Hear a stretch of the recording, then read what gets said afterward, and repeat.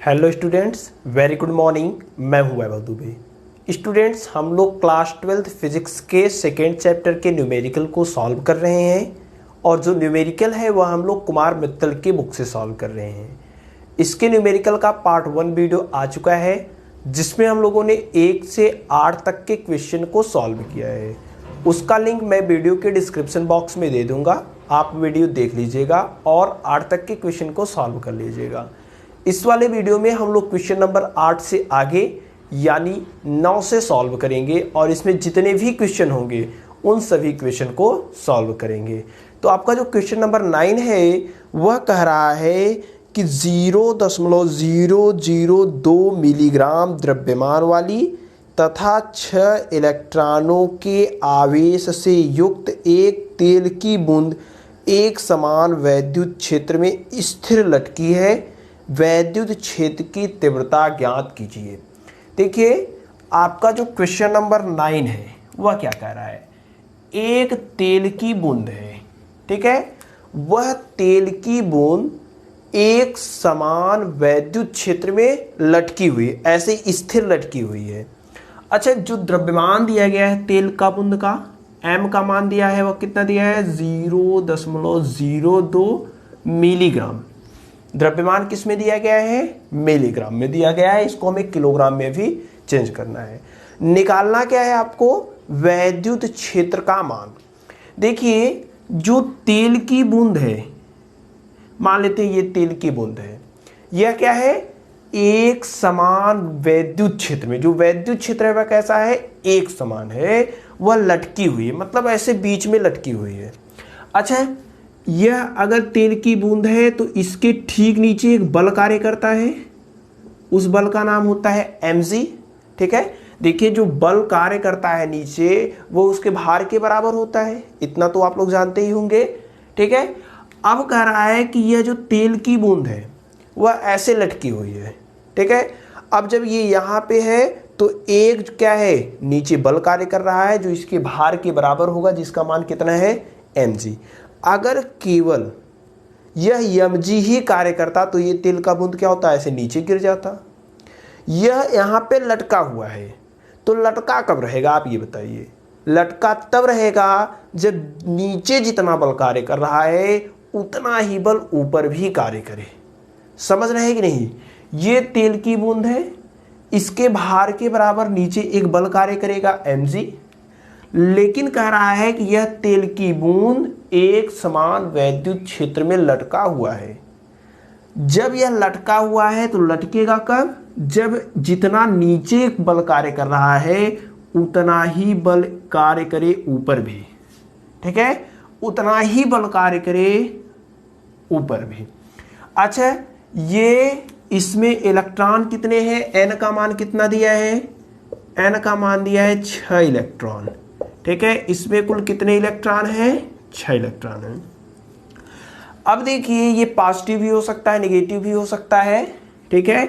अगर ये नेगेटिव होगा तो वैद्युत क्षेत्र की दिशा ऐसे होगी, ऊर्ध्वाधर नीचे की ओर, ठीक है। क्यों होगी अभी आगे हम लोग देखेंगे। देखिए, वैद्युत क्षेत्र मान लेते हैं E है।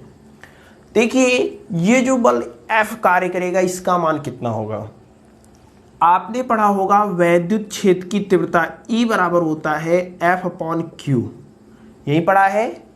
यहां से F का मान निकालेंगे तो क्या हो जाएगा, F बराबर Q इंटू E।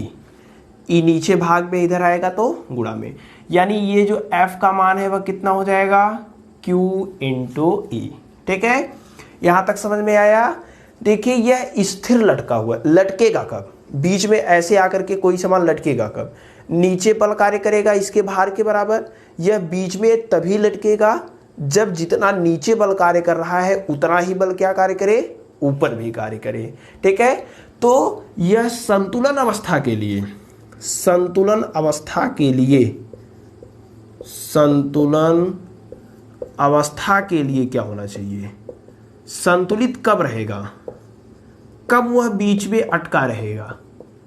तो संतुलित अवस्था के लिए यह जितना बल नीचे कार्य कर रहा है उतना ही बल ऊपर भी कार्य करना चाहिए। तो नीचे और ऊपर, ऊपर कितना बल कार्य कर रहा है, QE।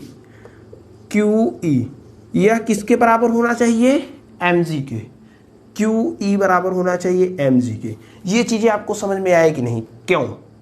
देखिए जब लटकेगा बीच में तभी जब जितना नीचे उतना ही ऊपर, मतलब ये दोनों आपस में क्या होने चाहिए, बराबर होने चाहिए। यानी संतुलन में तभी रहेगा जब क्यू ई बराबर क्या होगा, mg होगा। ठीक है, अब आगे जितने भी क्वेश्चन मिलेंगे संतुलित अवस्था के लिए, सब के लिए हम लोग यही लिखने वाले हैं, क्यू ई बराबर mg। जहां कह देगा संतुलन में है, लटका हुआ है, तुरंत हम लोग यही लिखेंगे क्यू ई बराबर mg। अच्छा यम क्या है, इसका द्रव्यमान है। द्रव्यमान m का मान कितना दिया है, देखिए द्रव्यमान m का मान कितना दिया है, m का मान दिया है 0.02 मिलीग्राम। इस मिलीग्राम को हमें बदलना पड़ेगा किलोग्राम में। तो सबसे पहले देखिए हम लोग क्या कर रहे हैं, 0.02 मिलीग्राम को सबसे पहले ग्राम में बदल रहे हैं। तो 1 मिलीग्राम में 10⁻³ ग्राम होता है। देखिए यहाँ पे 10⁻³ से गुणा कर दिया तो ये मिलीग्राम किस में बदल गया, ग्राम में बदल गया। अब इस ग्राम को हमें किलोग्राम में बदलना है, तो ग्राम को किलोग्राम में कैसे बदलेंगे, 10⁻³ से गुणा कर देंगे। ठीक है, सबसे पहले mg में दिया था, इस मिलीग्राम को 10⁻³ से गुणा कर दिया, ग्राम में बदल गया। अब इस ग्राम को 10⁻³ से गुणा कर दिया तो किस में बदल गया, kg में बदल गया। ठीक है, kg में बदल गया।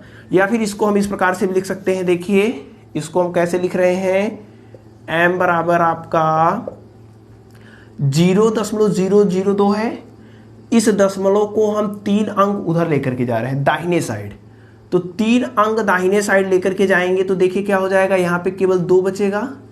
तो जितने अंक दाहिने साइड जाता है 10 की घात में उतना माइनस हो जाता है, तो 10⁻³ देखिए इसको इतना लिख सकते हैं, 2 गुणे 10⁻³ यही इसके स्थान पे लिख रहे हैं। ठीक है, उसके बाद 10⁻³ ये वाला, फिर 10⁻³ ये वाला, किस में है, kg में है। यहाँ से m का मान कितना आ जाएगा, देखिए 10 के घात में जितना है सब माइनस में, सबको जोड़ देते हैं, तो 10⁻৯ kg। ये चीज़ें समझ में आया कि नहीं, एकदम इजी है। जैसे देखिए द्रव्यमान किस में दिया था, मिलीग्राम में, उस मिलीग्राम को हमने किस में बदल लिया, किलोग्राम में। संतुलन अवस्था के लिए हमें क्या प्राप्त है, क्यू ई बराबर mg, क्यों, यहाँ से। ठीक है, अब हमें देखिए Q का मान चाहिए। Q का मान कितना है, Q बराबर होता है, आप लोग जानते हैं Ne। Q बराबर क्या होता है, Ne, पहले चैप्टर में हमने पढ़ा था।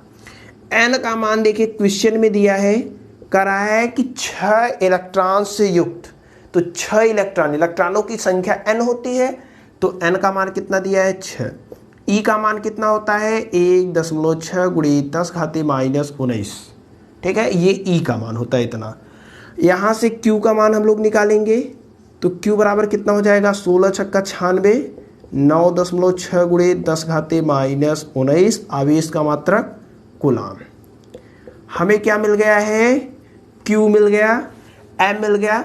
अब इस कंडीशन में मान रख के हम लोग क्या करते हैं, E का मान, वैद्युत क्षेत्र का मान निकाल लेते हैं। देखिए हमें क्या निकालना है, वैद्युत क्षेत्र का ही मान निकालना है। तो चलिए इसके आगे हम लोग देखते हैं। अब देखिए हम लोग क्या करेंगे, इसमें मान रख देते हैं। ठीक है, इसे समीकरण नंबर 1 कर दीजिए। समीकरण 1 से, समीकरण 1 से देखिए ये कैसे समझ में आया, समझ में आया कि नहीं।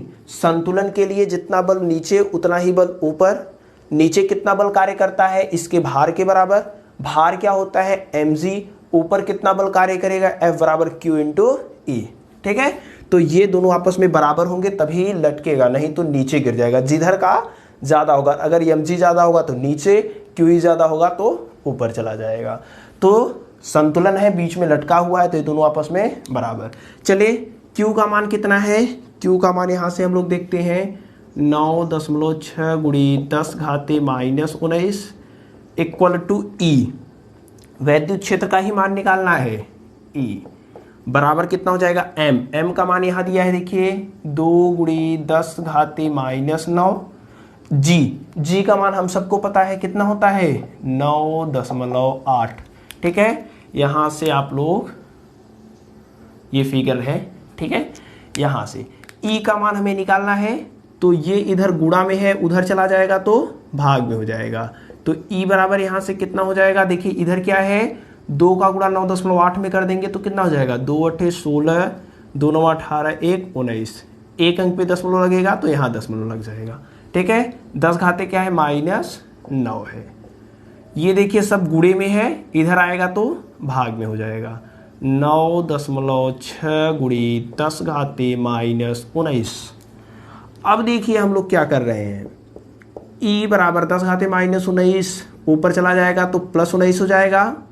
19.6 गुणी 10 घाते माइनस, ये -19 है, ऊपर जाएगा तो +19, 10 घाते +19 बटे 9.6, ठीक है। यहाँ से ई का मान कितना हो जाएगा, देखिए 10 घाते -9 है, यहाँ पहले 19.6 लिख लेते हैं, ये वाला 10 घाते -9, 10 घाते +19 तो घट जाएगा तो कितना हो जाएगा, 10 के घाते 10 बटे 9.6। 19.6 में 9.6 का हम लोग भाग दे देते हैं, ठीक है। 19.6 में जब 9.6 का भाग देंगे तो जो आपका आएगा वह आएगा 2.04 गुणे, अब ये 10 घाते 10, ठीक है। आप भाग दे करके देख लीजिएगा, इतना ही आएगा, ठीक है। उसके बाद यहाँ पे मात्रक क्या हो जाएगा, इसका मात्रक होता है न्यूटन प्रति कूलम। ये आपका वैद्युत क्षेत्र ई का मान आएगा, ठीक है। इतना आप ध्यान दीजिएगा कि आगे जितने भी क्वेश्चन कहेगा कि यह स्थिर में लटका हुआ है, संतुलित है, तो उसके लिए हम लोग यही कंडीशन अपनाएंगे, ठीक है। तो इस प्रकार से हम लोग वैद्युत क्षेत्र का मान निकालेंगे। क्वेश्चन बहुत ही इजी है, आप लोग नोट कर लीजिए, वीडियो को पॉज कीजिए और वीडियो को पॉज करके इस पूरे क्वेश्चन को आप लोग नोट कर लीजिए। इसके बाद हम लोग नेक्स्ट क्वेश्चन नंबर 10 देखते हैं। क्वेश्चन नंबर आपका 10 कह रहा है कि उस वैद्युत क्षेत्र की तीव्रता का मान व दिशा बताइए जो अल्फा कण को संतुलित कर सके। अल्फा कण का द्रव्यमान 6.68 गुणे 10 घाते -27 किलोग्राम तथा आवेश +3.2 गुणे 10 घाते -19 कूलम है, ठीक है। चलिए क्वेश्चन नंबर 10 हम लोग देखते हैं। क्वेश्चन नंबर 10 आपका कह रहा है कि एक अल्फा कण है, ठीक है। अल्फा कण है तो उस पर आपका कितना आवेश होता है, +2। आप लोग जानते हैं कि अल्फा कण पे +2 इलेक्ट्रॉन होता है। यह अल्फा कण वैद्युत क्षेत्र में संतुलित की अवस्था में है, तो संतुलन के लिए जितना इसका नीचे कितना बल कार्य करेगा, इसके भार के बराबर mg, ठीक है। और इसके ठीक ऊपर एक बल कार्य करेगा जो mg के बराबर होगा, उस बल का मान होगा q × e, ठीक है। अगर संतुलित में है तो mg और qe आपस में क्या होंगे, बराबर होंगे। अगर एक भी कम ज़्यादा होगा तो जिधर ज़्यादा होगा उधर चला जाएगा। समझ पा रहे हैं, ठीक है। देखिए कह रहा है कि वैद्युत क्षेत्र का मान बताइए और दिशा भी बताइए। देखिए जो इस अल्फा कण पे बल कार्य कर रहा है वह किस दिशा में कार्य कर रहा है, ऊपर की ओर कार्य कर रहा है। अल्फा कण पर बल किस दिशा में कार्य कर रहा है, ऊपर की ओर कार्य कर रहा है। ये नीचे वाला जो है वह इसका भार है, ये जो नीचे mg कार्य कर रहा है यह क्या है, इस अल्फा कण का भार है जो सदैव नीचे कार्य कर, आपका भी भार आप नीचे कार्य कर रहा है, ठीक है, आपके सेंटर पे, ठीक है, नीचे के साइड। और ये QE क्या है, इस अल्फा कण पर लगने वाला बल है जो इसको संतुलित करके रख रहा है। देखिए जब बल ऊपर कार्य कर रहा है तो वैद्युत क्षेत्र की दिशा क्या होगी। आपने पढ़ा होगा कि वैद्युत क्षेत्र की जो दिशा होती है वह धनात्मक आवेश पर लगने वाले बल की दिशा में होती है, ठीक है। वैद्युत क्षेत्र की दिशा धनात्मक आवेश पर लगने वाली बल की दिशा, तो धनात्मक आवेश है ये, प्लस है, बल किधर कार्य कर रहा है, इधर कार्य कर रहा है, तो वैद्युत क्षेत्र की दिशा क्या हो जाएगी, इधर ही हो जाएगी, ठीक है। वैद्युत क्षेत्र की दिशा क्या हो जाएगी, ऊर्ध्वाधर ऊपर की ओर, ठीक है। वैद्युत क्षेत्र की दिशा क्या होगी, ऊर्ध्वाधर ऊपर की ओर। क्यों होगी, क्योंकि धनात्मक आवेश पर लगने वाली बल की दिशा ही वैद्युत क्षेत्र की दिशा होती है। तो धनात्मक आवेश पर ऊर्ध्वाधर ऊपर की ओर बल कार्य कर रहा है तो उसकी भी दिशा क्या होगी, ऊर्ध्वाधर ऊपर की ओर। उम्मीद करता हूं आपको ये दिशा समझ में आया होगा कैसे। अब चलिए वैद्युत क्षेत्र की हम लोग क्या निकालते हैं, मान निकालते हैं। वैद्युत क्षेत्र का मान कैसे निकलेगा, देखिए एकदम इजी है। यहाँ पे अल्फा कण पर आवेश दिया है, अल्फा कण पर आवेश आप लोग जानते भी हैं, अल्फा कण पर जो आवेश Q होता है वह होता है 3 प्लस 3.2 गुणे 10⁻⁻19 कूलम। अल्फा कण का द्रव्यमान भी दिया है, अल्फा कण का द्रव्यमान देखिए क्वेश्चन में सब कुछ दिया है। अल्फा कण का द्रव्यमान वह m का मान कितना दिया है, क्वेश्चन देखिए आप लोग, जो m का मान दिया है वह 6.68 गुणे 10⁻⁻27 10⁻⁻27 kg। यहाँ पे दशमलव है, समझते रहिए। देखिए कह रहा है कि अल्फा कण कैसी अवस्था में है, संतुलन की अवस्था में है।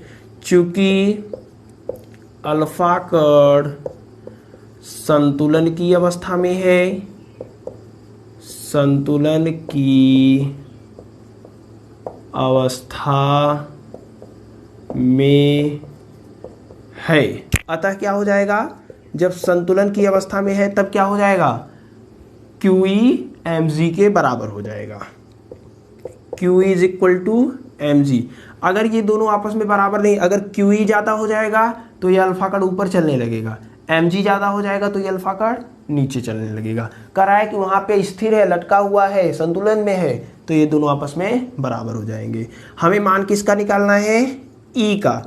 तो E को एक साइड, बाकी सबको दूसरे साइड। Q क्या है, गुणा में है, उधर जाएगा भाग में, तो mg के बटे क्या हो जाएगा, Q हो जाएगा। ठीक है, तो यहाँ से E का मान निकाल लेते हैं। M का मान यहाँ दिया है 6.68 गुणे 10⁻⁻27। G का मान कितना होता है 9.8। Q का भी मान आपको पता है 3.2 गुणे 10⁻⁻19। ठीक है, अब देखिए इसको सॉल्व करते हैं हम लोग। सबसे पहले देखिए अगर कटेगा, नहीं कटेगा। देखिए इसको कैसे सॉल्व कर रहे हैं, E बराबर यहाँ पे 6.68 है गुणे ये 9.8 हम लोग पहले लिख दे रहे हैं, 9.8 गुणे ये 10⁻⁻27 है, अब इसको लिख रहे हैं 10⁻⁻27। ये 10⁻⁻19 है, ऊपर जाएगा तो 10⁻+19 हो जाएगा। बटे कितना है, बटे में भी देखिए 3.2 है, 3.2। ये भी बचा है नहीं, ये ऊपर चला गया है तो क्या हो गया है, प्लस में हो गया है। अब देखिए इन दोनों का आपस में गुणा करा देते हैं। आप लोग देखिए गुणा करा करके चेक कर लीजिएगा, अगर कट पीट रहा होगा तो किसी प्रकार से काट पीट करके सॉल्व कर लीजिएगा। हम डायरेक्ट इनका गुणा कर देते हैं। तो इन दोनों का आपस में जब आप गुणा कराएंगे तो जो आएगा वह आएगा 65.46। और यहाँ देखिए 10⁻⁻27 है, यहाँ 10⁻19 है, तो घर जाएगा तो कितना हो जाएगा 10⁻⁻8 हो जाएगा। बटे कितना है 3.2। अब इसमें आप 3.2 का भाग देंगे, जब 3.2 का भाग देंगे तो जो आएगा वह होगा 20.45। इसका इसमें भाग देंगे तो इतना आएगा। आप लोग काट पीट कर चेक कर लीजिएगा, हम लोग डायरेक्ट कर रहे हैं, ठीक है, समय के बचत के लिए। और यहाँ पे 10⁻⁻8। यहाँ पे देखिए जो E का मान होगा 0.1 अंक हम बाएं साइड लेकर के आ रहे हैं। दशमलव यहाँ है, इसको बाएं साइड 1 अंक लेकर आ रहे हैं। जब बाएं साइड लेकर के आते हैं तो 10 की घात में आपका 1 जुड़ जाता है, तो यहाँ पे क्या करेंगे, जोड़ देंगे।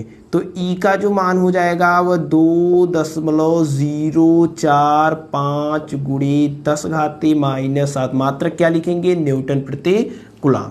ये आपका वैद्युत क्षेत्र E का मान आएगा। ठीक है, तो संतुलन की अवस्था के लिए जो वैद्युत क्षेत्र होना चाहिए वह कैसा होना चाहिए, 2.05 गुणे 10⁻⁻7 न्यूटन प्रति कूलम। अच्छा दिशा क्या होगी, दिशा बताइए। दिशा आपका हो जाएगा ऊर्ध्वाधर ऊपर की ओर। कोई पूछे क्यों ऊपर की ओर होगा, तो कहेंगे कि जो पॉजिटिव चार्ज है उस पर जो बल लग रहा है वह ऊर्ध्वाधर ऊपर की ओर लग रहा है। और हम लोग जानते हैं कि जो वैद्युत क्षेत्र होता है उसकी दिशा धनात्मक आवेश पर लगने वाले बल की ही दिशा में होती है। ठीक है, तो उस पर पॉजिटिव चार्ज पे ऊपर और बल लग रहा है, इसलिए वैद्युत क्षेत्र की दिशा क्या हो जाएगी, ऊपर की ओर। आप लोग वीडियो को पॉज करके इसको नोट कर लीजिए। बहुत इजी क्वेश्चन है, अगर आपको समझ में आ रहा होगा तो इसके आगे जितने भी क्वेश्चन होंगे उन सभी क्वेश्चन को आप लोग आसानी से सॉल्व कर पाएंगे। अब इसके बाद जो आपका क्वेश्चन नंबर 11 है उसको हम लोग देखते हैं।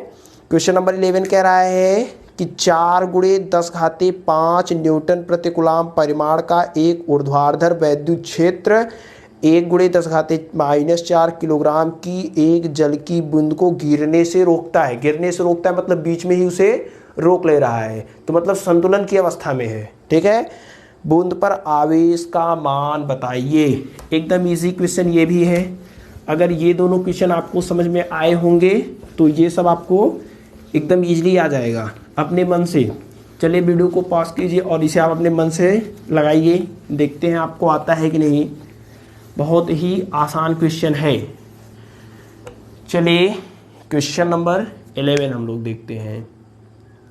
क्वेश्चन नंबर 11 क्या कह रहा है कि एक आपका ई का मान दिया है, वैद्युत क्षेत्र का मान दिया है। जो वैद्युत क्षेत्र का मान है वह 4 गुणे 10⁵ न्यूटन प्रति कूलम है। ठीक है, वह ऊर्ध्वाधर वैद्युत क्षेत्र है। अब ऊर्ध्वाधर में ऊपर भी हो सकता है, नीचे भी हो सकता है, कुछ भी हो सकता है। ठीक है, तो इस वैद्युत क्षेत्र की जो दिशा है वह ऊर्ध्वाधर है, ऊपर भी हो सकता है और नीचे भी हो सकता है। चलिए अब देखते हैं, इसमें आपका आगे कह रहा है कि जल की जो बूंद है उसका द्रव्यमान कितना है। जल की बूंद का द्रव्यमान m बराबर है 1 गुणे 10⁻⁴ kg। ठीक है, जो जल की बूंद गिर रहा है उसका द्रव्यमान इतना है। आपसे पूछ क्या रहा है, आवेश Q का मान। ठीक है, आवेश Q का मान तो एकदम इजी।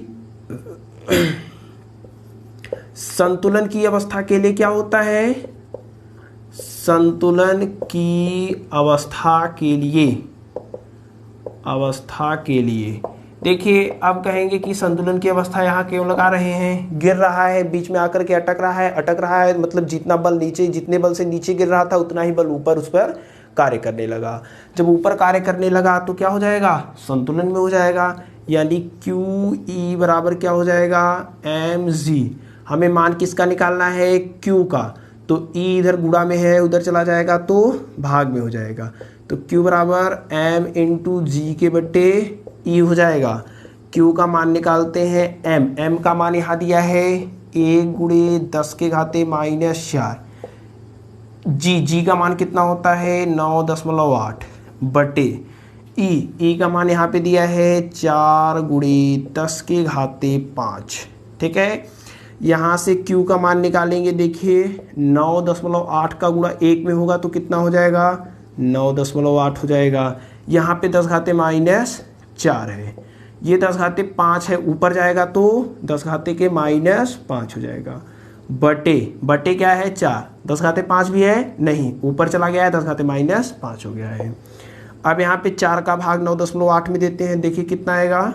Q बराबर आपका हो जाएगा 4 दूनी 8, 1 8 18, 4 चौक 16, 4 पंजे 20। यहाँ 10⁻⁻4 10⁻⁻5 कितना हो जाएगा, 10⁻⁹ ठीक है। मात्रक क्या होगा, कूलम में हो जाएगा। ठीक, तो ये आपका Q का मान आ गया। ठीक है, इस प्रकार से इस क्वेश्चन को सॉल्व करेंगे। वीडियो को पॉज कीजिए और आप लोग इसे नोट कर लीजिए, बहुत ही इजी क्वेश्चन था ये भी आपका। चलिए इसके बाद हम लोग नेक्स्ट क्वेश्चन देखते हैं। जो आपका नेक्स्ट क्वेश्चन कह रहा है, क्वेश्चन नंबर 12, वह है 500 न्यूटन प्रति कूलम के वैद्युत क्षेत्र में 10⁻⁴ सेंटीमीटर त्रिज्या की एक जल की बूंद स्वतंत्र रूप से वायु में लटकी है। जल की बूंद के आवेश की गणना कीजिए। यहाँ भी आपको आवेश का ही मान निकालना है, लेकिन ध्यान दीजिए यहाँ पे आपको उस जल की बूंद की त्रिज्या दिया हुआ है। अभी तक आपने जितने भी क्वेश्चन पढ़े हैं उन सब क्वेश्चन से हटकर है, उसी पैटर्न पर है, लेकिन थोड़ा सा उनसे हट करके। क्वेश्चन नंबर आपका जो 12 है वह क्या कह रहा है कि वैद्युत क्षेत्र दिया है, वैद्युत क्षेत्र E का मान दिया है 500 न्यूटन प्रति कूलम। ठीक है, 500 न्यूटन प्रति कूलम।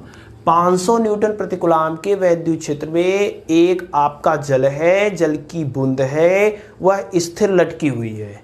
ठीक है, स्थिर लटकी हुई है और उस जल की बूंद की जो त्रिज्या R का मान दिया है, त्रिज्या दिया है वह दिया है आपका 10 के घाते -4 सेंटीमीटर। ठीक है, इस सेंटीमीटर को मीटर में बदलने के लिए हम लोग क्या करेंगे, 10 घाते -2 से गुणा कर देते हैं। देखिए सेंटीमीटर में था, मीटर में बदलने के लिए 10 घाते -2 से गुणा, किस में बदल गया, मीटर में। तो यहाँ से r बराबर कितना हो जाएगा, 10 घाते -6 मीटर। अब कह रहा है कि जल की बूंद पर आवेश की गणना कीजिए, Q का मान बताना है आपको। ठीक है, देखिए एक समान वैद्युत क्षेत्र है, ऊपर भी हो सकता है नीचे भी हो सकता है। ठीक है, देखिए यहाँ पे इस जल की बूंद के नीचे mg कार्य करेगा, इसके भार के बराबर, नीचे बल कार्य करता है जो mg होता है। ठीक ऊपर बल कार्य करेगा क्या, ठीक ऊपर बल कार्य करेगा क्या, QE।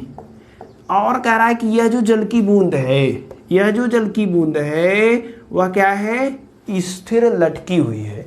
तो स्थिर लटकी हुई है मतलब संतुलन की अवस्था में है, और संतुलन की अवस्था के लिए हम लोग क्या जानते हैं, संतुलन की अवस्था के लिए,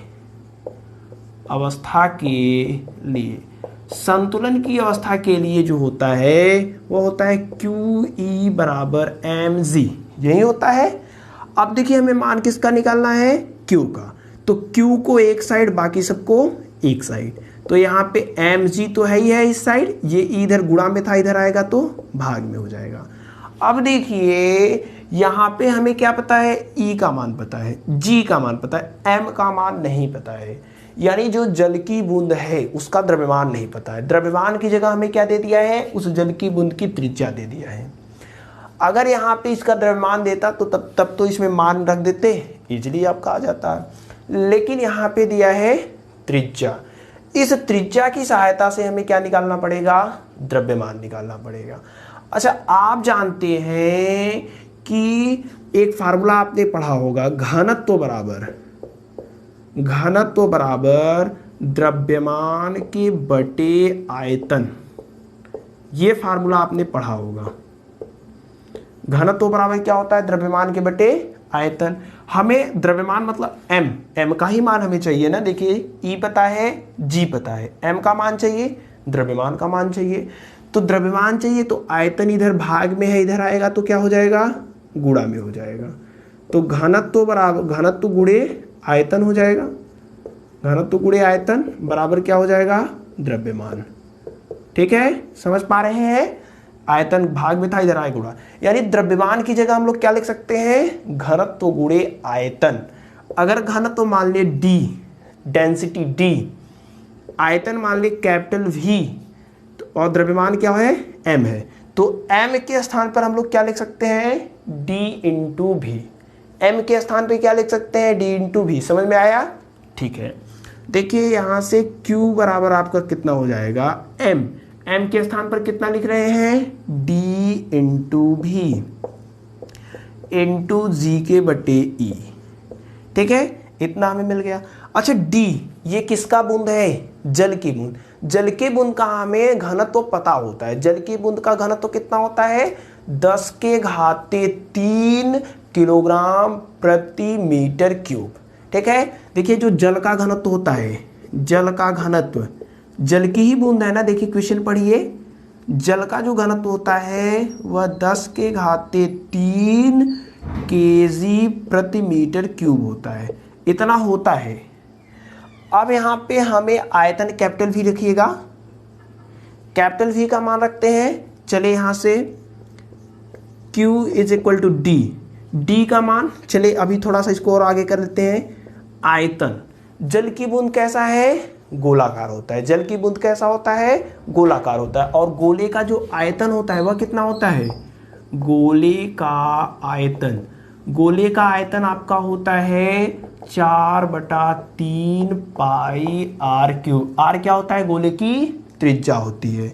ठीक है, तो आयतन कितना होता है, इतना होता है। तो आयतन की जगह हम लोग लिख दे रहे हैं 4/3 पाई r क्यूब, ये आयतन की जगह लिख दिया। अभी G बचा है, बटे कितना है, E है। इतनी बातें आपको समझ में आया कि नहीं, बहुत ही ईजी है, थोड़ा सा आपको समझने का जरूरत है। ठीक है, गोले की आयतन इतना होता है, आयतन लिख दिया। ये m की जगह d इंटू भी कैसे लिखा, यहाँ से लिखा। ठीक है, चलिए इसको रफ कर देते हैं। अब देखिए सब कुछ आपको पता है, अब केवल मान रखना है। चलिए देखते हैं q बराबर कितना हो जाएगा, यहाँ से आपका q बराबर आपका हो जाएगा d।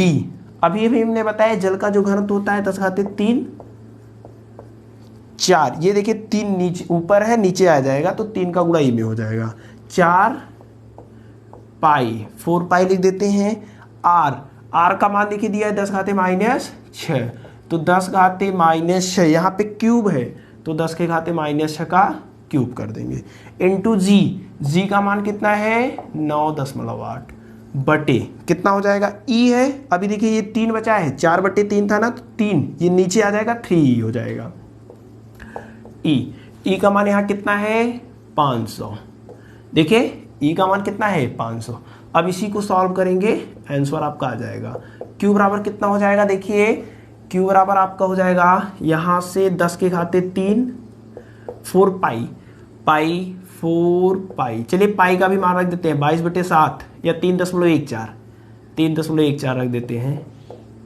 ठीक है, 10⁻⁻6 का क्यूब करेंगे तो कितना हो जाएगा 10⁻⁻18 गुणे 9.8 बटे कितना हो जाएगा, यहाँ पे 5 का गुणा 3 में करेंगे 1500 हो जाएगा। ठीक है, देखिए अब हम लोग यहाँ पे थोड़ा सा डायरेक्ट करते हैं, गुणा आप लोग कर लीजिएगा। इसका गुणा करा देते हैं। ये जो आपका 4 है, इस 4 का गुणा 3.14 3.14 और 9.8, इन तीनों का गुणा कराते हैं। इन तीनों का गुणा कराने पर जो उत्तर आता है उसे हम लोग लिखते हैं। वह उत्तर है 123.08। ठीक है, यहाँ देखिए 10⁻³ है या 10⁻⁻18, तो -18 से 3 आपका घट जाएगा, कितना हो जाएगा 10⁻⁻15। उसके बाद यहाँ पे क्या बचा है 1500। देखिए 1500 को क्या लिख सकते हैं 1.5 गुणे 10⁻³। ठीक है, या फिर आप कहिए 15 गुणे 10⁻² भी लिख सकते हैं। ठीक है, 15 गुणे 10⁻², 10⁻² मतलब 100 का गुणा 15 में करेंगे 1500 आ जाएगा। ठीक है, अब यहाँ से Q का मान निकाल लेते हैं।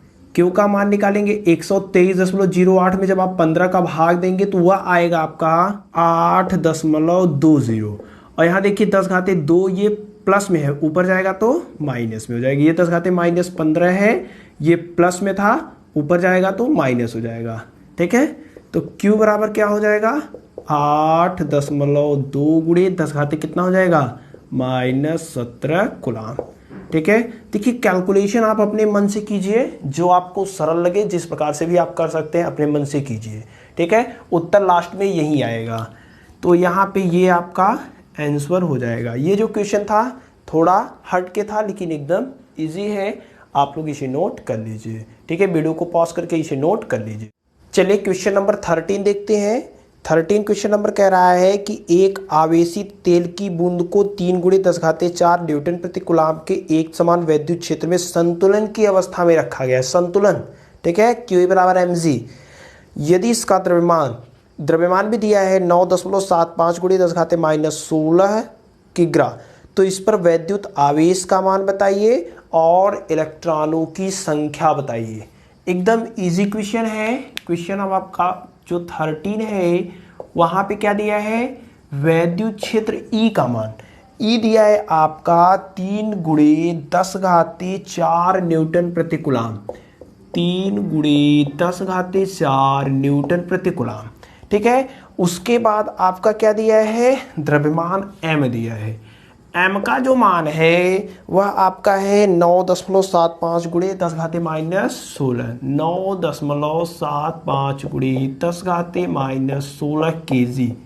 ठीक है, अब आपसे पूछ क्या रहा है, Q आवेश का मान बताइए, N उस पर इलेक्ट्रॉनों की संख्या बताइए। ठीक है, देखिए क्वेश्चन में क्या है कि संतुलन की अवस्था में है, तो संतुलन की अवस्था के लिए क्या हो जाएगा, संतुलन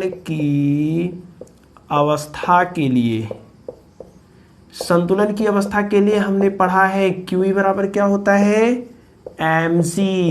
ठीक है, क्यों होता है जान गए हैं, हमें मान किसका है Q का, तो Q को एक साइड बाकी सबको एक साइड, mg इधर है ही है, इधर भाग गुणे में था, इधर आएगा भाग में हो जाएगा। चलिए q का मान निकालते हैं। m का मान दिया है 9.75 गुणे 10 घाते -16। g का मान हमें पता है 9.8। e का भी मान पता है 3 गुणे 10 के घाते 4। ठीक है, चलिए इसको सॉल्व करते हैं। q बराबर कितना हो जाएगा 9.8।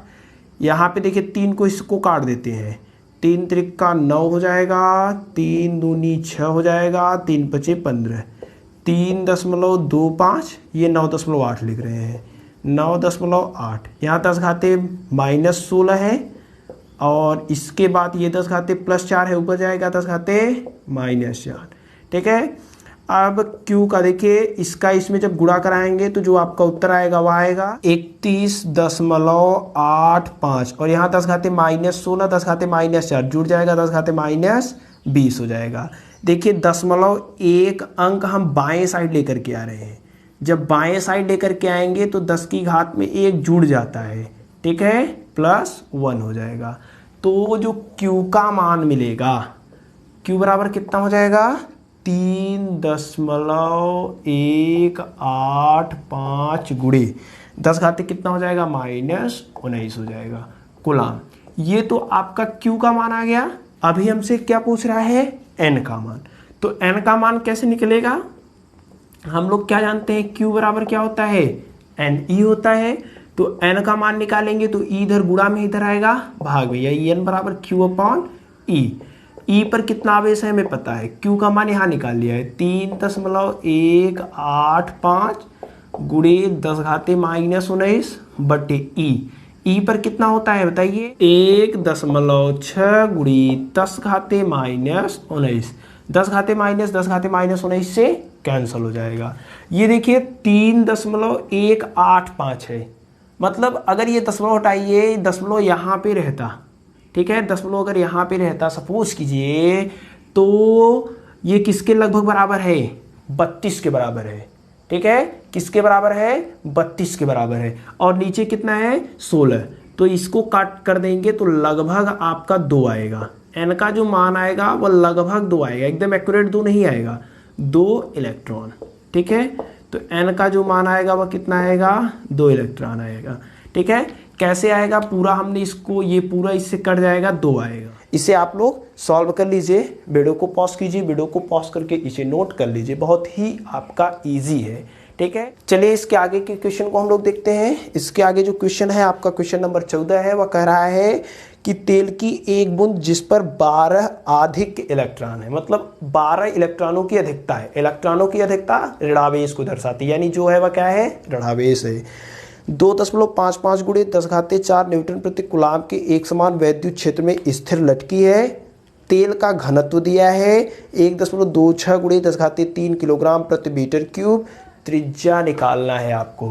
ठीक है, इसे आप लोगों ने नोट कर लिया होगा। चलिए रफ करते हैं। ये भी एक इंपॉर्टेंट क्वेश्चन है। इसके पहले वाले में क्या दिया था, त्रिज्या दिया था, आवेश निकालना था। यहाँ पे आवेश दिया है, त्रिज्या निकालना है। चलिए यहाँ पे हम लोग देखते हैं क्वेश्चन नंबर आपका कौन सा है 14 है। क्वेश्चन नंबर 14 कहा क्या रहा है कि तेल की एक बूंद है जिस पर इलेक्ट्रॉनों की अधिकता है। n कितना दिया है 12 इलेक्ट्रॉन दिए गए। तो यहाँ से q निकालते हैं तो q बराबर क्या होता है n इंटू ई होता है।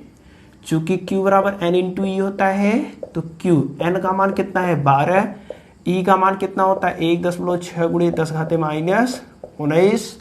तो यहाँ से जो q का मान आएगा 12 छंग 72, 12 कम 12 7 19, एक अंक पे दशमलव गुणे 10 घाते -19 कूलाम हो जाएगा। ये q का मान आ गया। और देखिए इसके बाद क्या कह रहा है, इसके बाद कह रहा है वैद्युत क्षेत्र का भी मान दिया है। वैद्युत क्षेत्र E बराबर आपका दिया है 2.55 गुणे 10 घाते 4 न्यूटन प्रति कूलाम। ये क्या है वैद्युत क्षेत्र है। उसके बाद जो तेल का घनत्व दिया है, तेल का घनत्व D बराबर 1.26 गुणे 10 के घाते 3 kg प्रति मीटर क्यूब। ये दिया है 1.26 गुणे 10 घाते 3। ठीक है, आपसे पूछ क्या रहा है, बूंद की त्रिज्या आर का मान, बूंद की त्रिज्या आर का मान बताइए। देखिए संतुलन की अवस्था के लिए क्या होता है, QE बराबर mg। चलिए लिख देते हैं, संतुलन की अवस्था के लिए, संतुलन की अवस्था के लिए, संतुलन की अवस्था के लिए समझ रहे हैं कि नहीं, मतलब जहां है वहीं रहेगा, ना ऊपर जाएगा ना नीचे। कब नहीं जाएगा, जब QE बराबर mg। ठीक है, अब देखिए इसको सॉल्व कैसे करेंगे। देखिए क्या क्या दिया है, Q दिया है, E दिया है, आपको क्या नहीं पता है, M नहीं पता है, द्रव्यमान नहीं पता है। तो अभी इसके पहले हमने जाना था द्रव्यमान की जगह पे हम लोग क्या लिख सकते हैं, QE। देखिए द्रव्यमान बराबर क्या होता है, द्रव्यमान बराबर होता है आयतन गुणे घनत्व, आयतन गुणे घनत्व। अगर हम मान लें आयतन भी है, घनत्व D है, तो M के स्थान पर क्या लिख सकते हैं, V इंटू D। तो M के स्थान पर लिख रहे हैं क्या, V इंटू D, और G है तो G लिख दिया। अब यहाँ से Q इंटू E का जो मान आएगा, V आयतन क्या होगा इसके पहले वाले में, 4/3 पाई R cube into D into G हो जाएगा। अब देखिए इसके आगे हम लोग देखते हैं, हमें मान किसका निकालना है, त्रिज्या निकालना है। तो त्रिज्या का मान कैसे निकलेगा, R का मान निकालना है तो R को एक साइड बाकी सबको दूसरे साइड। ये देखिए 3 इधर भाग में है, इधर आएगा गुणा में हो जाएगा, तो 3QE, 3 कहाँ से आया, इधर भाग में था, इधर आया गुणा हो गया। इधर क्या बचा है, देखिए 4 पाई R क्यूब बचा है, और क्या बचा है, D इंटू G बचा है। ठीक है, हमें मान किसका निकालना है, R का, तो R वाले को एक साइड बाकी सबको दूसरे साइड। तो यहाँ पे 4 पाई, चलिए R क्यूब पहले लिख देते हैं, तो R क्यूब बराबर क्या हो जाएगा, इधर 4 पाई गुणा में था, इधर आता तो क्या होता भाग में, तो 3Q बटे 4 पाई और ये D इंटू G। ठीक है, ये समझ में आया, आर क्यू का मान कैसे इतना आया, बस ट्रांसफर कर दिया, आर क्यू को एक साइड बाकी सबको एक साइड। चलिए इसके आगे के क्वेश्चन को हम लोग देखते हैं, सॉल्व करते हैं। इसमें 3Q का मान यहाँ पे देखिए कितना है, 19.2 गुणी 10 घाते -19। ई का मान आपको दिया है यहाँ पे देखिए 2.55 गुणी 10 घाते 4। ठीक है, अब बटे 4, ये 4, पाई का मान 3.14। डी घनत्व का मान दिया है यहाँ पे देखिए 1.26 गुणे 10 के घाते 3। जी का मान कितना होता है 9.8। ठीक है, चलिए यहाँ पे आर क्यू का मान निकालेंगे। कैलकुलेशन बहुत लंबा है, इसे आप लोग घर पे कैलकुलेशन कीजिएगा। 3 19.2 और 2.55 का गुणा आपस में करा रहे हैं, इसका तो आपका जो आएगा वह आएगा 146.88। ठीक है, उसके बाद देखिए 10 घाते -19 है, 10 घाते 4 है, तो कितना हो जाएगा 10 घाते घट जाएगा 4 19 में से, तो कितना हो जाएगा -15 बटे। देखिए अब यहाँ पे हम इन तीनों इसका और इसका, इन चारों का आपस में गुणा कराएंगे। जो गुणा कराने के बाद रिजल्ट आएगा वह आएगा 155.09। और यहाँ पे देखिए 10 घाते 3 है, 10 घाते 3 लिख दिया। ठीक है, अब यहाँ से आर क्यू का मान निकाल रहे हैं। देखिए इन दोनों का सबसे पहले आपस में भाग कराना पड़ेगा। इसमें जब भाग कराएंगे तो जो आपका उत्तर आएगा आप भाग करा करके चेक कीजिएगा। हम लोग डायरेक्ट लिखते हैं, पहले से ही भाग करा करके रखें या फिर मोबाइल के सहारे से देख लेते हैं। ठीक है, तो यहाँ पे जब इसका भाग कराएंगे देखेंगे तो जो आपका रिजल्ट आएगा वह आएगा 0.94। यहाँ पे 10 घाते क्या है -15 है, 10 घाते 3 ऊपर चला जाएगा तो क्या हो जाएगा 10 घाते -3, तो यहाँ पे हमने जोड़ दिया। ठीक है, तो यहाँ पे आर क्यूब बराबर कितना हो जाएगा 0.94 गुणे 10 के घाते -18। यहाँ पे देखिए आर क्यूब है तो यहाँ पे आर का मान निकालेंगे तो ये क्या हो जाएगा घन निकालना पड़ेगा।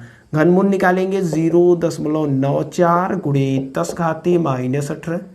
ये 10 घाते -18 बाहर निकल जाएगा, कितना हो जाएगा 10 घाते -6। घनमूल आपको आना चाहिए, ठीक है, एकदम इजी है। r बराबर, ये तो आपका बाहर नहीं निकल पाएगा, इसको ऐसे ही लिखते हैं 0.94, यहाँ पे 3, ये 10 घाते -18 है, बाहर निकलेगा कितना होगा 10 के घाते -6। देखिए इसका क्यूब करेंगे 10 घाते -18 आ जाएगा।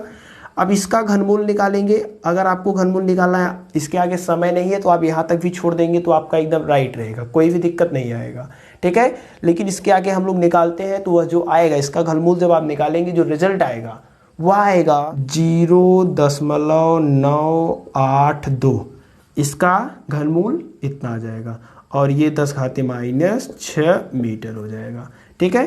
तो ये आपका जो तेल की बूंद की त्रिज्या है इतना आएगा, ठीक है, एकदम इजी है, आप लोग इसे चेक कर सकते हैं, ठीक है। थोड़ा सा कैलकुलेशन इसमें बहुत ज़्यादा हो गया है, कैलकुलेशन आप आराम से घर पे बैठ करके एकदम आसानी से लगाइएगा, कोई भी दिक्कत हो तो चेक कर लीजिएगा, ठीक है, एकदम आसान है, थोड़ा सा बस कैलकुलेशन है, आपको जो प्रोसेस है वो समझ में आना चाहिए। वीडियो को पॉज करके इसे आप लोग नोट कर लीजिए। इसके आगे जो क्वेश्चन है, अब हम लोग क्वेश्चन नंबर 15 देखते हैं। क्वेश्चन नंबर 15 क्या कह रहा है, 1 मीटर त्रिज्या के एक गोलीय चालक को कितना आवेश दिया जाए कि चालक के पृष्ठ पर वैद्युत क्षेत्र की तीव्रता 900 न्यूटन प्रति कूलाम हो। ये देखिए जो आपका क्वेश्चन नंबर 15 है, ये इसके पहले आपको जो हमने पढ़ाया है कि एक समान रूप से आवेशित गोलीय कोश के कारण उत्पन्न वैद्युत क्षेत्र का मान उसी पर लगेगा।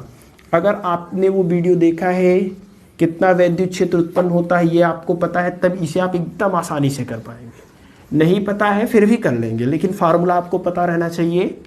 चलिए हम लोग क्वेश्चन नंबर 15 देखते हैं। न भी देखा होगा आपने तब भी आपको समझ में आएगा, ये गारंटी है।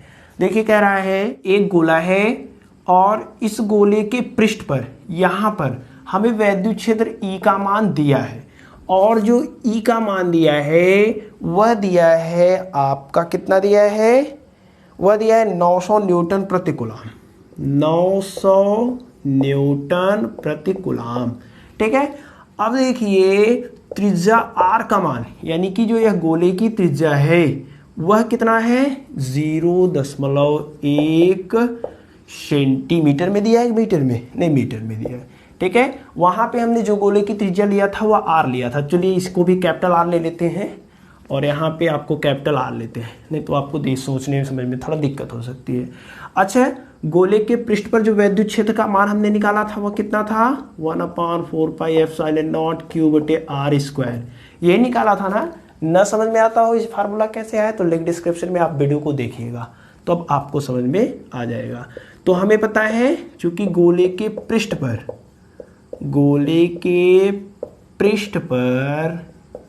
वैद्युत क्षेत्र का मान,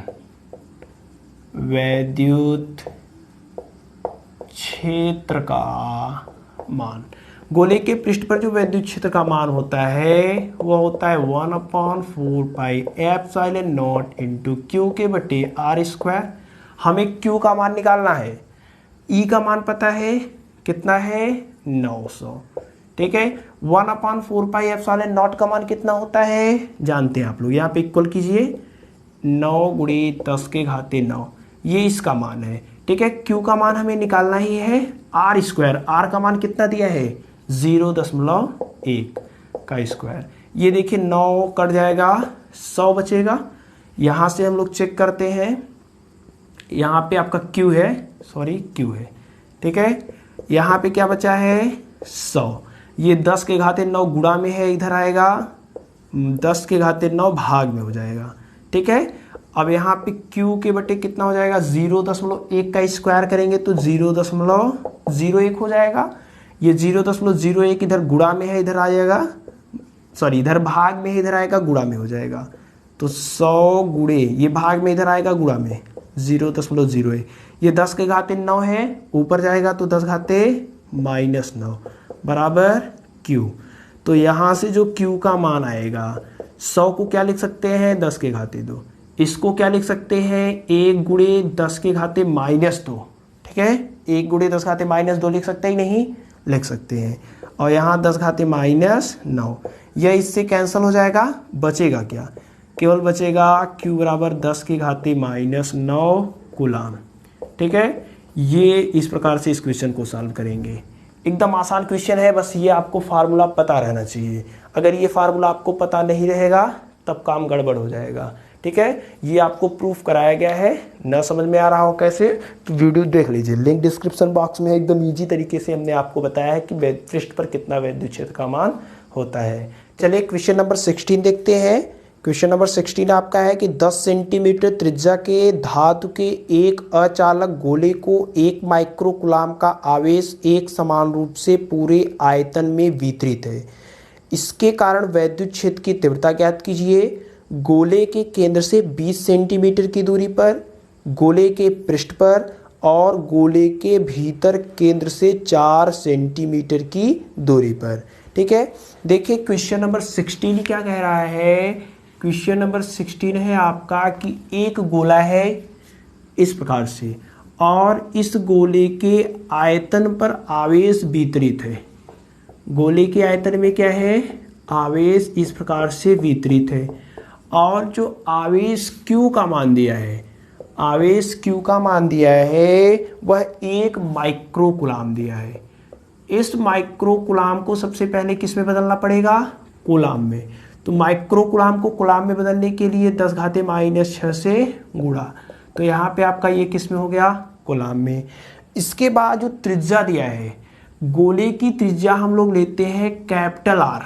ठीक है, कैपिटल R का जो मान दिया है वह दिया है 10 सेंटीमीटर। कैपिटल R का मान कितना दिया है, 10 सेंटीमीटर। सेंटीमीटर में है, हाँ। इसको मीटर में बदलना है, तो मीटर में बदलने के लिए हम लोग क्या करेंगे, R बराबर हो जाएगा, मीटर में बदलने के लिए 10 के घाते -2 से गुणा, मीटर में हो गया। और इसको हम लिख सकते हैं, यहाँ 10 घाते +1 है, यहाँ पे 10 घाते -1 हो जाएगा। ठीक है, किसमें, मीटर में। उसके बाद कह रहा है कि आवेश एक समान रूप से वितरित है। पहला क्वेश्चन कह रहा है कि वैद्युत क्षेत्र की तीव्रता का मान बताना है। 3 सवाल है, वैद्युत क्षेत्र की तीव्रता का मान बताना है। पहला क्वेश्चन कह रहा है कि गोले के केंद्र से यहाँ से 20 सेंटीमीटर की दूरी पर, यहाँ पे मतलब गोले के केंद्र से इसकी त्रिज्या दिया है 10 सेंटीमीटर और पूछ रहा है 20 सेंटीमीटर दूर, यानी कि क्या है, इस गोले से बाहर है किसी बाह्य बिंदु पर।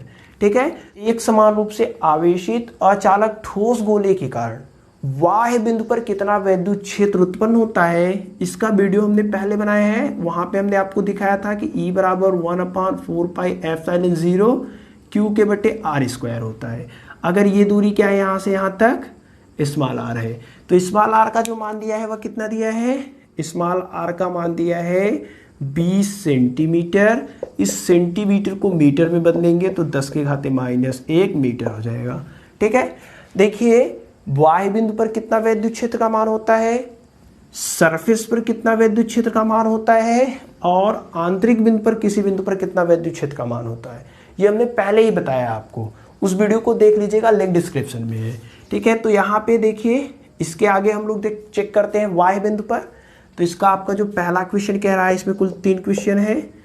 बाह्य बिंदु पर वैद्युत क्षेत्र का मान, बाह्य बिंदु पर वैद्युत क्षेत्र का मान, वैद्युत क्षेत्र का मान, बाह्य बिंदु पर वैद्युत क्षेत्र का मान कितना होता है, E बराबर 1/4πε0 इंटू Q के बटे R²।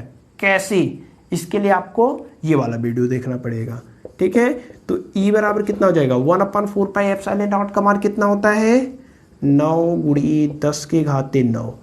Q का मान कितना दिया है, 1 माइक्रोकूलम, यहाँ पे देखिए 1 × 10 के घाते -6 बटे R²। R² का मान कितना है, यहाँ पे देखिए स्मॉल r का मान कितना दिया है, 2 × 10 के घाते -1 का स्क्वायर। ठीक है, चलिए इसको सॉल्व करते हैं। E बराबर आपका कितना हो जाएगा, 9 × 10 के घाते 9, यहाँ 1 का गुणा करेंगे तो यही आएगा 10 घाते -6 बटे 2 का स्क्वायर 4, 10 घाते -1 का स्क्वायर 10 घाते -2। चलिए 4 को इससे काट देते हैं तो 4 दूनी 8 हो जाएगा, 1 0, 4 दूनी 8 और 5 हो जाएगा ना, तो 2.25 हो जाएगा। ये 10 घाते -2 है, ऊपर चला जाएगा तो क्या हो जाएगा +2। तो ई बराबर 2.25 गुणे 10 घाते 9 और यहाँ पे 10 घाते -6, ये प्लस तो ऊपर चला जाएगा, ये देखिए जो -2 है ऊपर जाएगा तो +2 हो जाएगा। तो यहाँ पे 10 घाते 9 है, 9 2 11, 11 में से 6 चला जाएगा 5। तो जो ई का मान आएगा वो आएगा 2.25 गुणे 10 के घाते 5 न्यूटन प्रति कूलम। ठीक है, ये आपका ई का मान आ जाएगा। ठीक है, तो वाही बिंदु पर वैद्युत क्षेत्र का जो मान आ रहा है ई बराबर 2.25 गुणे 10 घाते 5 न्यूटन प्रति कूलम आ रहा है। देखिए ई बराबर 1/4πε0 Q/r² कैसे होता है, इसको हमने पहले ही प्रूफ कर लिया है इस वाले वीडियो में, तो आप लोग उसको देख सकते हैं कैसे आया है। ठीक है, अब देखिए दूसरा आपसे पूछ रहा है कि सरफेस पर कितना वैद्युत क्षेत्र होगा। सरफेस पर मतलब यहाँ कितना वैद्युत क्षेत्र होगा, सॉरी यहाँ पे कितना वैद्युत क्षेत्र होगा। तो देखिए हम लोग जानते हैं कि गोले के पृष्ठ पर जो वैद्युत क्षेत्र होता है, गोले के पृष्ठ पर वैद्युत क्षेत्र, गोले के पृष्ठ पर जो वैद्युत क्षेत्र होता है उसका मान E बराबर होता है 1/4πε0 इंटू Q/R²। कैसे, तो उसका सॉल्यूशन भी उसी वीडियो में है, लिंक डिस्क्रिप्शन में आप अच्छे से देख लीजिए। ठीक है, तो यहाँ पे चलिए सॉल्व कर देते हैं। E बराबर 1/4πε0 का मान 9 गुणे 10 के घाते 9, Q का मान 1 माइक्रोकूलम यानी 10 के घाते -6 बटे क्या है R²। कैपिटल R का मान देखिए कितना है 10 के घाते -1, 10 के घाते -1 का स्क्वायर हो जाएगा। तो E बराबर कितना हो जाएगा 9 गुणे यहाँ 10 के घाते 9 है, यहाँ माइनस है तो कितना हो जाएगा 10 के घाते 3, 10 घाते -1 का स्क्वायर करेंगे तो 10 घाते -2 हो जाएगा। तो E बराबर कितना हो जाएगा, देखिए 10 घाते -2 ऊपर चला जाएगा तो 10 घाते +2 हो जाएगा। तो 10 घाते 3 गुणे 10 घाते 2। तो यहाँ पे जो E का मान आएगा वह 9 गुणे 10 के घाते 5 न्यूटन प्रति कूलम आएगा। ठीक है, तो इस प्रकार से इस क्वेश्चन को सॉल्व करेंगे। इसमें अभी आपका एक और क्वेश्चन बचा हुआ है, उसको आप लोग पहले नोट कीजिए इसको, उसके बाद इसके आगे का जो क्वेश्चन है उसको हम लोग देखेंगे। ठीक है, वीडियो को पॉज करके इसे आप लोग नोट कर लीजिए। देखिए जो तीसरा क्वेश्चन इसमें कह रहा है वह कह रहा है कि गोले के केंद्र से 4 सेंटीमीटर की दूरी पर, मान लेते हैं यहाँ पर, ठीक है 4 सेंटीमीटर की दूरी पर कितना वैद्युत क्षेत्र का मान होगा। इसको आप लोगों ने नोट कर लिया होगा। ठीक है, नोट कर लीजिएगा। हम लोग नेक्स्ट क्वेश्चन इसमें जो एकदम लास्ट क्वेश्चन है उसे देखते हैं। आसान है, अगर आपने थ्योरी पढ़ा होगा तो इसको कर जाएंगे इसलिए इजली। ठीक है, चलिए देखते हैं इसका तीसरा क्वेश्चन जो आपका है 16 का तीसरा क्वेश्चन कह रहा है कि गोले के अंदर, गोले के केंद्र से 4 सेंटीमीटर की दूरी, तो गोले के आंतरिक बिंदु पर स्मॉल r दूरी पर जो वैद्युत क्षेत्र का मान होता है वो हमने पहले ही प्रूफ कर दिया है। ठीक है, यहां पर जो वैद्युत क्षेत्र का मान होगा उसका जो मान आता है E बराबर वो आता है 1/4πε0 इंटू Q/R²। ठीक है, इतना आता है, प्रूफ किया है कि एक समान रूप से आवेशित अचालक ठोस गोले के कारण आंतरिक किसी बिंदु पर जो वैद्युत क्षेत्र का मान होता है वह इतना होता है। कैपिटल R गोले की त्रिज्या है, स्मॉल r दूरी दिया है। अच्छा देखिए थोड़ा सा यहाँ पर हमने रफ कर दिया है। E बराबर 1/4πε0 का मान कितना होता है 9 गुणे 10 के घाते 9। Q का मान कितना है, Q का मान 1 माइक्रोकूलम दिया था, क्वेश्चन पढ़िए हमने यहाँ पे लिखा था शुरू में, वह था 10 के घाते -6। स्मॉल r कितना दिया है 4 सेंटीमीटर, 4 सेंटीमीटर को मीटर में बदलेंगे कितना हो जाएगा 10 के घाते -2 से गुणा तो मीटर में हो जाएगा ना। तो स्मॉल r का मान कितना दिया है 4 गुणे 10 घाते -2, 4 गुणे 10 के घाते -2। R³ आर का मान देखिए दिया है 10 सेंटीमीटर, कैपिटल आर मतलब गोले की त्रिज्या 10 सेंटीमीटर, और 10 सेंटीमीटर को मीटर में बदलेंगे 10 घाते -2 से गुणा, यहाँ 10 घाते 1 है तो यहाँ पे 10 के घाते -1 हो जाएगा। ठीक है, तो 10 के घाते -1 का क्यूब, तो क्यूब कर देते हैं। ई बराबर कितना हो जाएगा, देखिए 9 का गुणा 4 में करेंगे 36 हो जाएगा। इसका गुणा करा रहे हैं, यहाँ 10 घाते 9 है, यहाँ 10 घाते -6 है, 10 घाते -2, 10 घाते -6 -2 कितना हो जाएगा -8। चलिए लिख देते हैं 10 के घाते 9, 10 घाते -6 -2, 10 घाते -8 बटे, यहाँ 10 घाते -1 का क्यूब करेंगे तो 10 घाते -1 का क्यूब करेंगे तो कितना आ जाएगा 10 घाते -3 हो जाएगा। ई बराबर कितना हो जाएगा 36 गुणे, ये देखिए 10 घाते 9 में से 8 जाएगा तो कितना हो जाएगा 1, 10 घाते -3 ऊपर जाएगा तो +3, यहाँ से ई बराबर आपका आ जाएगा 36 गुणे 10 घाते 1, 10 घाते 3, 10 घाते 4, और ई बराबर कितना हो जाएगा 3.6 कर दें, यानी 0.1 अंक बाएं साइड, जब बाएं साइड लेकर आते हैं तो 10 की घात में 1 जुड़ता है। ठीक है, तो जोड़ दिया हमने। ई बराबर कितना हो जाएगा 3.6 गुणे 10 के घाते 5। ठीक है, तो इसको आप लोग इस प्रकार से नोट कर लीजिए, बहुत ही इजी क्वेश्चन है। वीडियो को पॉज कीजिए, अगर आपको ये दिक्कत है कि फार्मूला कहाँ से आया तो इसका प्रूफ हमने पहले ही कर लिया है, तो उस फार्मूले को आप लोग देख सकते हैं। ठीक है, तो ये जो आपका सेकेंड चैप्टर था वैद्युत फ्लक्स और गॉस का नियम, ये आपका समाप्त हो चुका है। ठीक है, इसमें हमने सारे थियरी सारे न्यूमेरिकल पढ़ लिया है। फिर भी अगर आपका कोई क्वेश्चन है तो आप कमेंट कर सकते हैं, उसका हम रिप्लाई देने का पूरा प्रयास करेंगे। अब हम लोग नेक्स्ट चैप्टर देखेंगे जो भी आगे होगा। ठीक है, अगर आपके लिए वीडियो थोड़ी सी भी हेल्पफुल हो तो वीडियो को लाइक एंड शेयर कर दीजिएगा। आपसे मिलते हैं अगली वीडियो में, तब तक बेस्ट ऑफ लक।